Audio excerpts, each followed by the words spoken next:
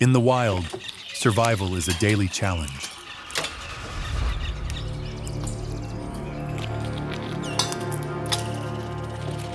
Every creature must compete for precious resources. But here, at this humble feeding station filled with black oil sunflower seeds, an uneasy alliance has formed. The squirrels arrive first, stuffing their cheeks with enough seeds to survive a long winter. While overhead, the birds wait patiently for their opportunity. Or at least that's what they want you to believe.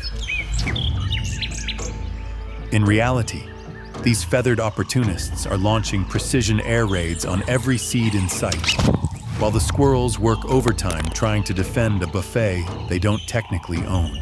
For now, the peace holds, but as supplies begin to dwindle, the battle for sunflower seed supremacy is only just beginning.